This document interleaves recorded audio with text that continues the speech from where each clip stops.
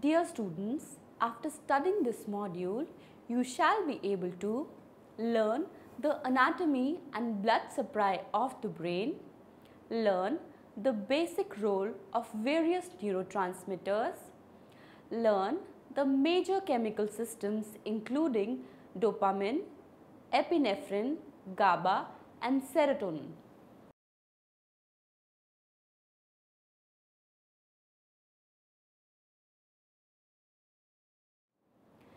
A brief note on the anatomy of brain.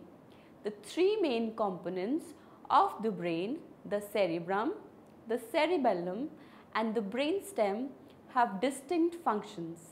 The cerebrum is the largest and the most developmentally advanced part of the human brain. It is responsible for several higher functions including higher intellectual function, speech, emotion, integration of sensory stimuli of all types, initiation of the final common pathways for movement and fine control of movement. The cerebellum, the second largest area, is responsible for maintaining balance and further control of movement and coordination. The brainstem is the final pathway between cerebral structures and the spinal cord. It is responsible for a variety of automatic functions such as control of respiration, heart rate and blood pressure, wakefulness, arousal and attention. The cerebrum is divided into a right and a left hemisphere and is composed of pairs of frontal, parietal, temporal and occipital lobes. The left hemisphere controls the majority of functions on the right side of the body, while the right hemisphere controls most of the functions of the left side of the body. The crossing of nerve fibers takes place in the brainstem. Thus, injury to the left cerebral hemisphere produces sensory and motor deficits on the right side and vice versa. One hemisphere has a slightly more developed or dominant area in which written and spoken language is organized. Over 95% of right-handed people and even the majority of left-handed people have dominance for speech and language in the left hemisphere. Thus, a left hemisphere stroke will be more likely to produce aphasia, that is, loss of speech and other language deficits. Layers of cerebrum, grey and white matter. The entire cerebrum is composed of two layers. The 20 mm thick outermost layer called the cerebral cortex or grey matter contains the center of cognition and personality and the coordination of complicated movements. The grey matter is also organized for different functions. The white matter is a network of fibers that enables regions of the brain to communicate with each other. Cerebellum and brainstem. A stroke involving the cerebellum may result in the lack of coordination, clumsiness, shaking or other muscular difficulties.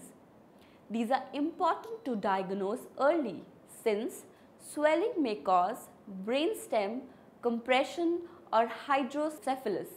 Strokes in the brainstem are usually due to basilar occlusion, that is, blockage of blood vessel, usually due to a clot, although in many cases the clinical syndrome may fit the criteria for a lacunar stroke.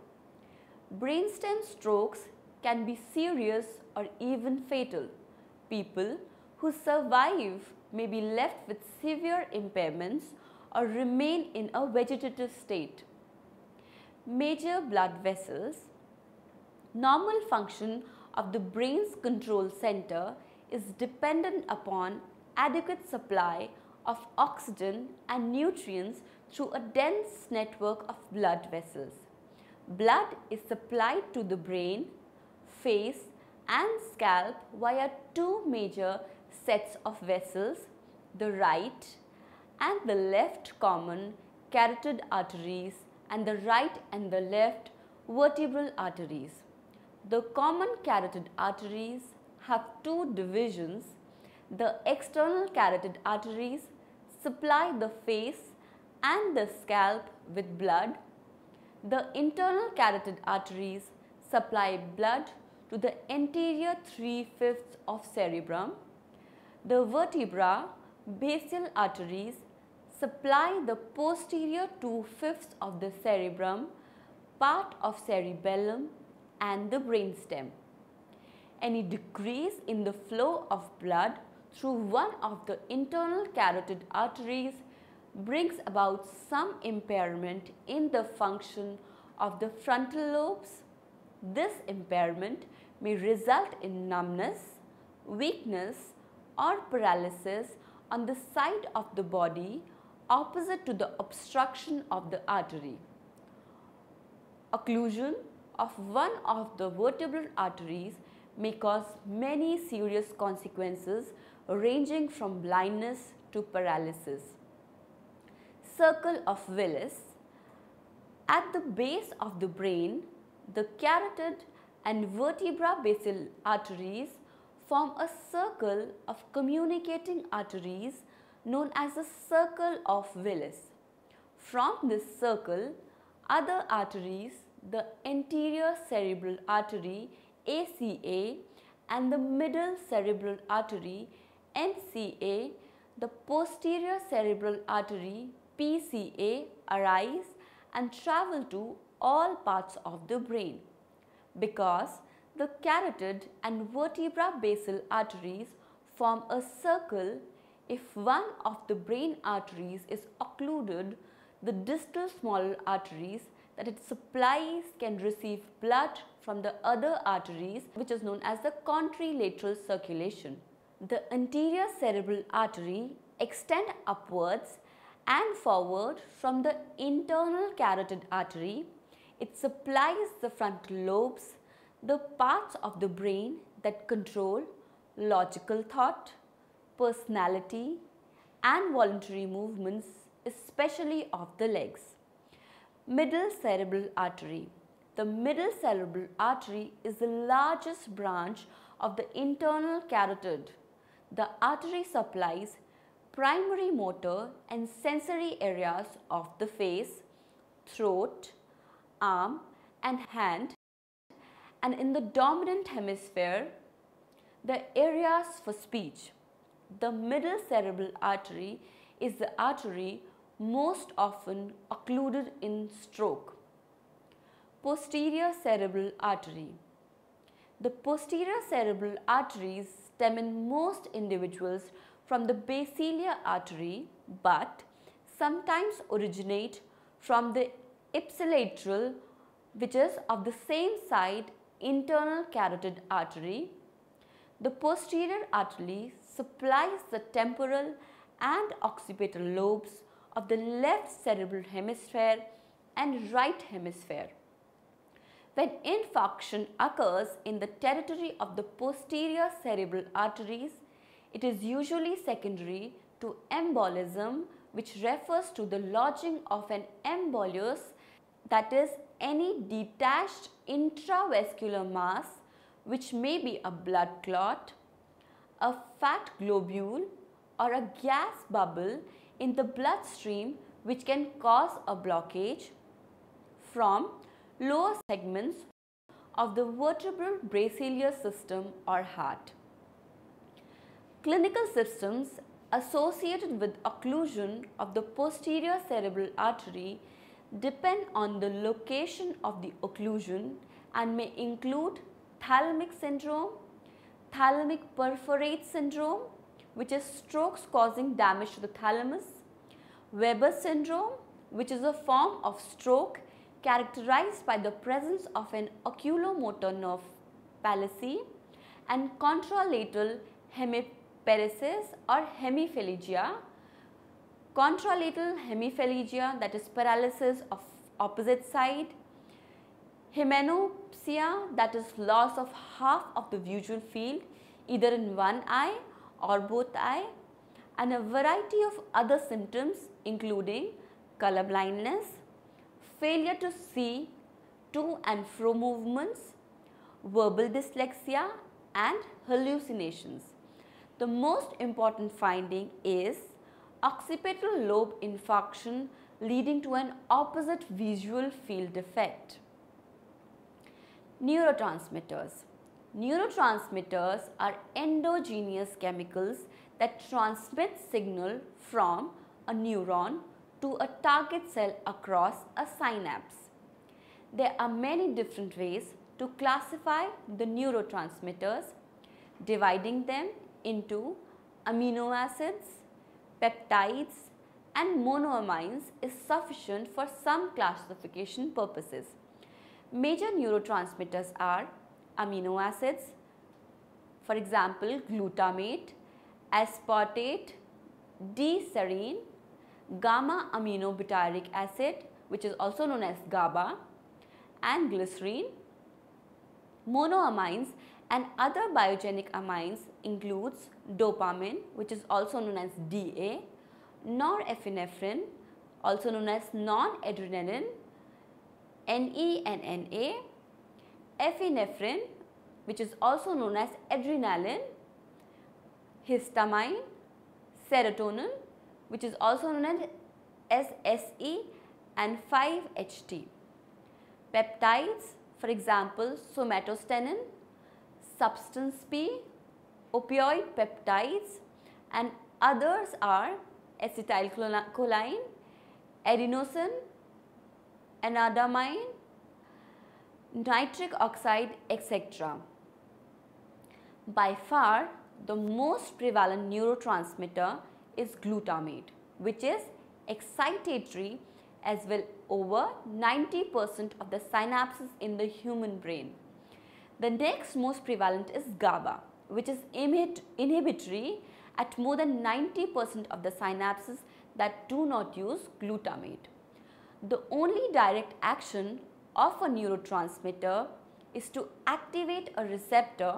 Therefore, the effects of a neurotransmitter system depend on the connections of the neurons that use the transmitter and the chemical properties of the receptors that the transmitter binds to.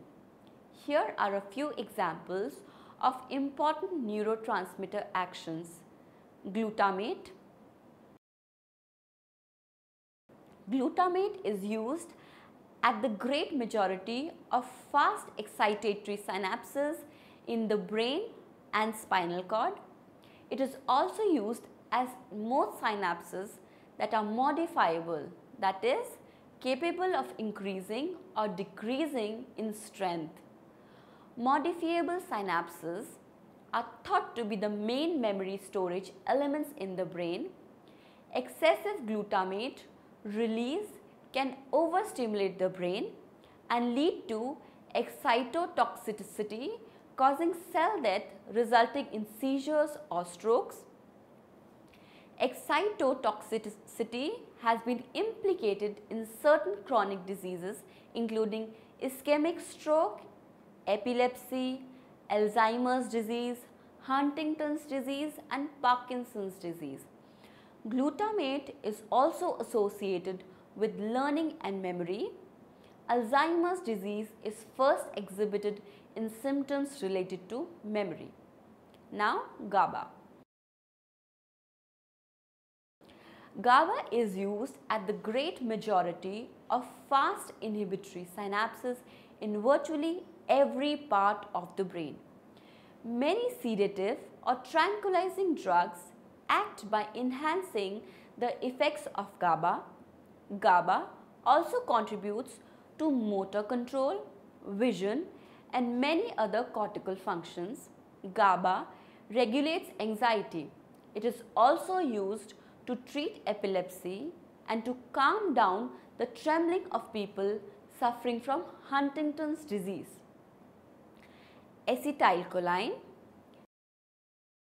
Acetylcholine is distinguished as the transmitter at the neuromuscular junction connecting motor nerves to muscles. The paralytic arrow poison carrier acts by blocking transmission at these synapses. Acetylcholine also operates in many regions of the brain but using different receptors, including nicotinic and muscarine receptors. It is widely distributed excitatory neurotransmitter. It triggers muscle contraction, stimulates the secretion of certain hormones.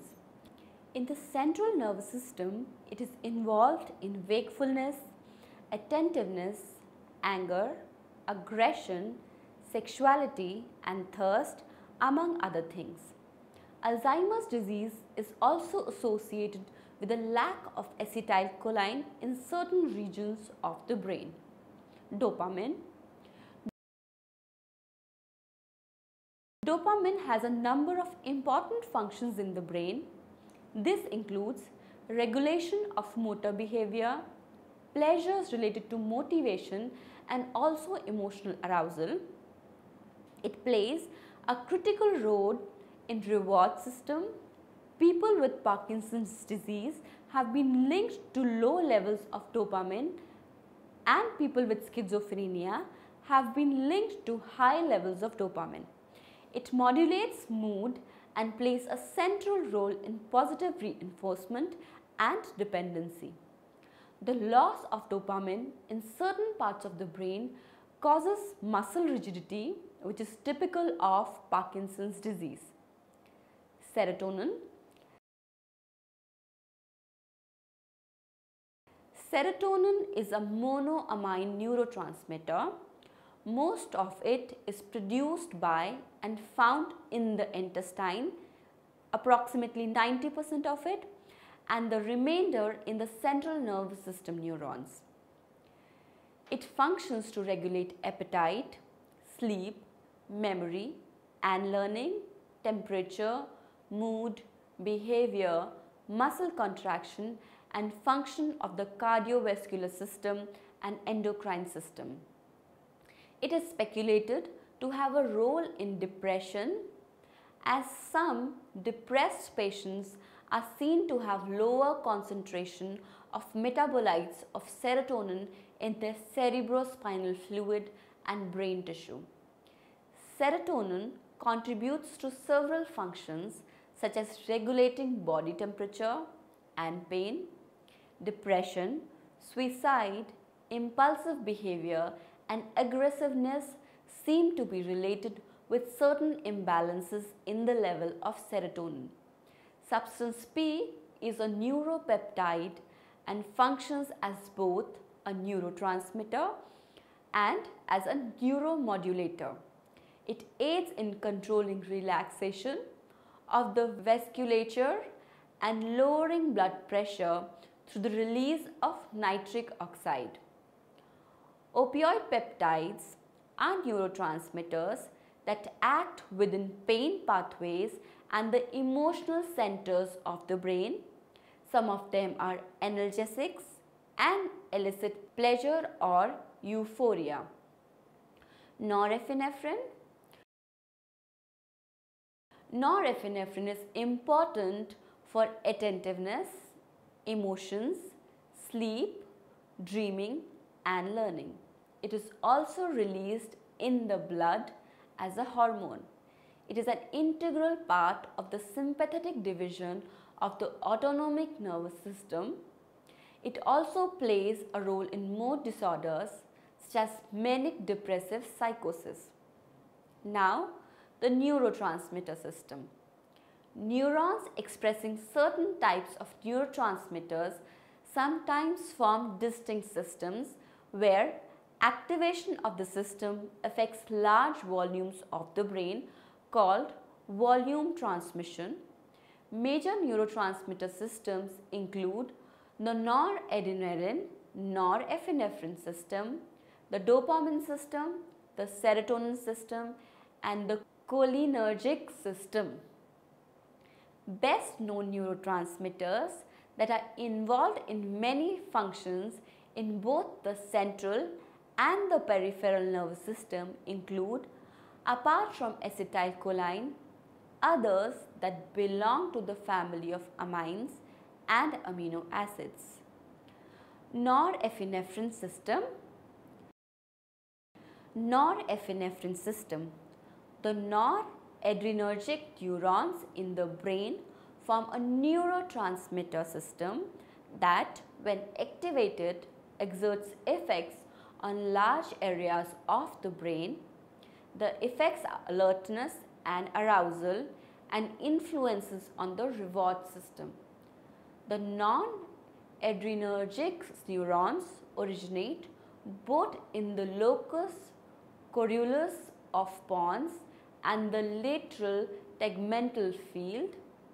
The axons of the neurons in the locus coeruleus act on adrenergic receptors of the following structures: amygdala, cingulate gyrus, cingulum, hippocampus, hypothalamus, neocortex, spinal cord, striatum, thalamus, some brainstem nuclei and the cerebellum.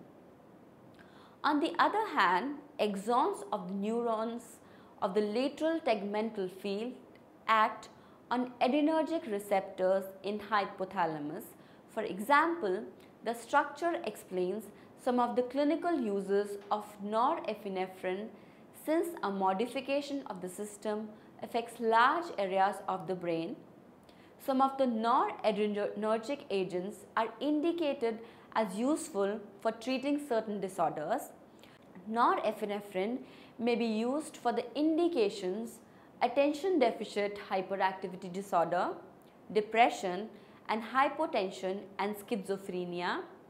Norepinephrine, like other catecholamines, cannot cross the blood-brain barrier, so drugs such as amphetamines are necessary to increase brain.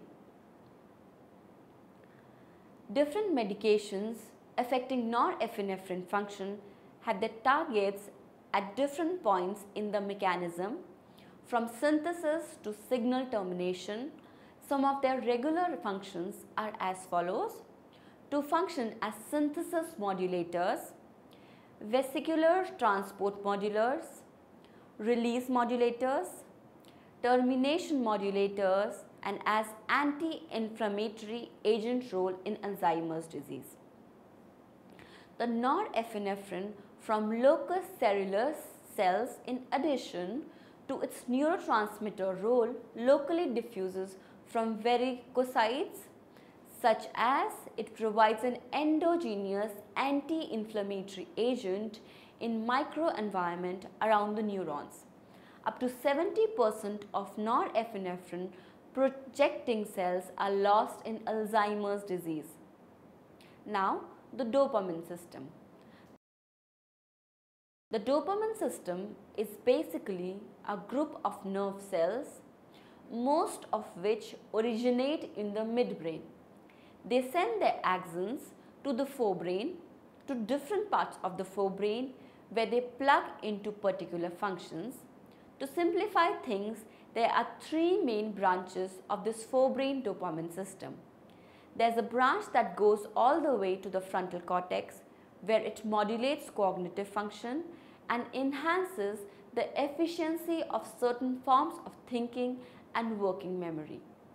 There is a very famous branch which goes through a structure called striatum, which is implicated in Parkinson's disease. Here, dopamine is involved in facilitating movements. So, in Parkinson's disease, when you lose dopamine, your movements become rigid and rather reduced in number and amplitude. The third important branch of the dopamine system is that it goes through structures in the limbic system of the brain, which is the emotional center of the brain, including the nucleus accumbens, which has often been called the reward center. Many drugs of abuse exert their effects directly or sometimes directly through this reward dopamine system. In general, the dopamine system may work as one thing. It may work to prepare you for thinking, for movement and for reward, and that's its main function. It functions in anticipation of behavioral and cognitive output. The serotonin system.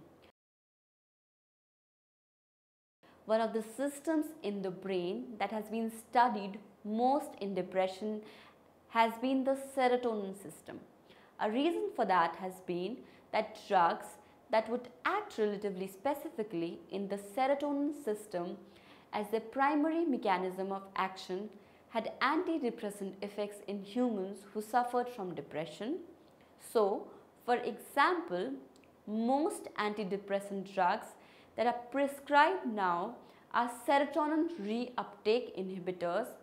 They block the reuptake of serotonin into cells that release serotonin and ultimately increase the transmission of serotonin to some of the serotonin receptors.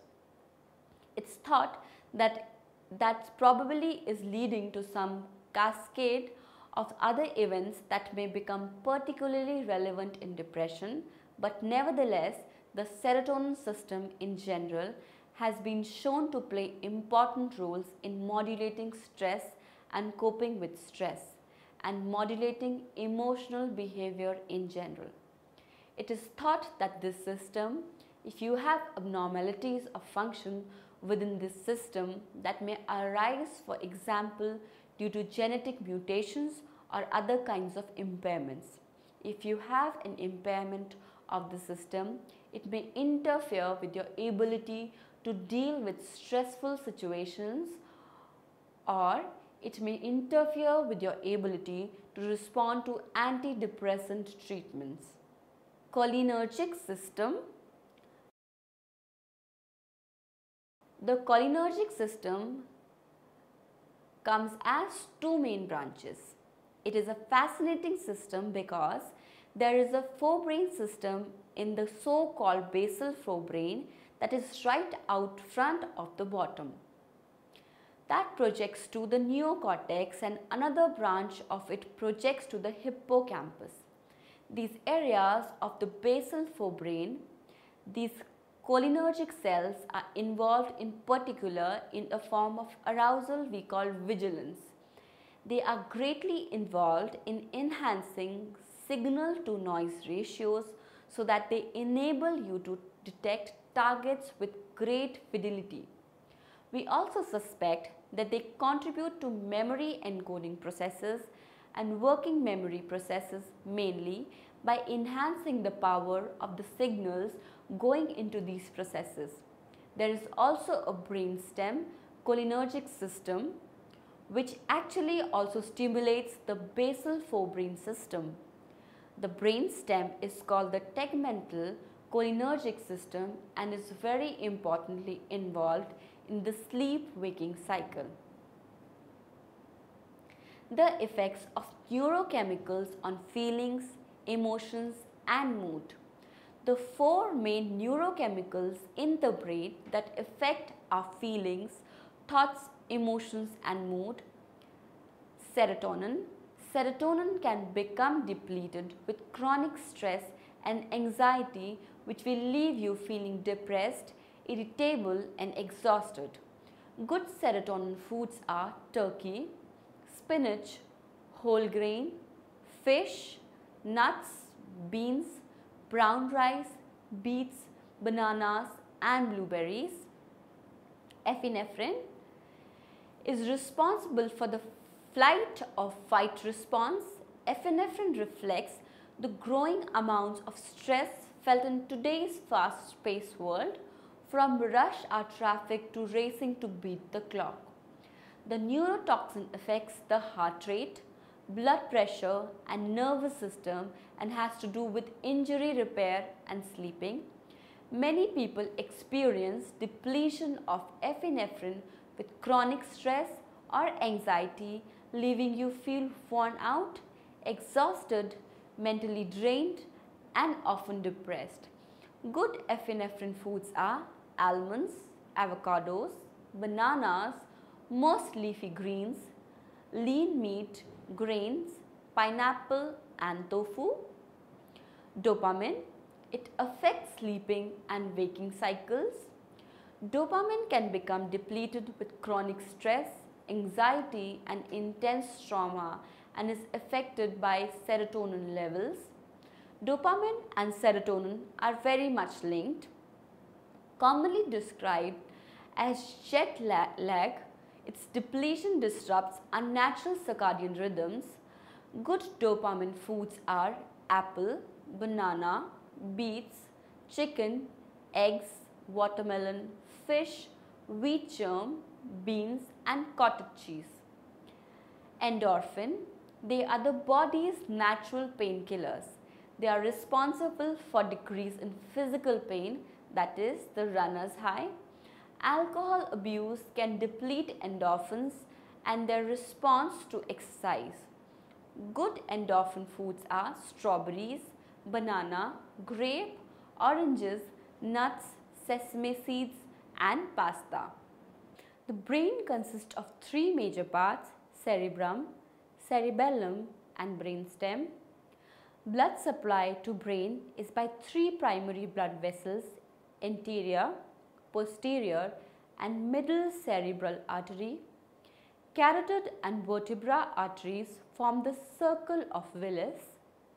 Major neurotransmitters are glutamate, GABA, acetylcholine, dopamine, serotonin and norepinephrine.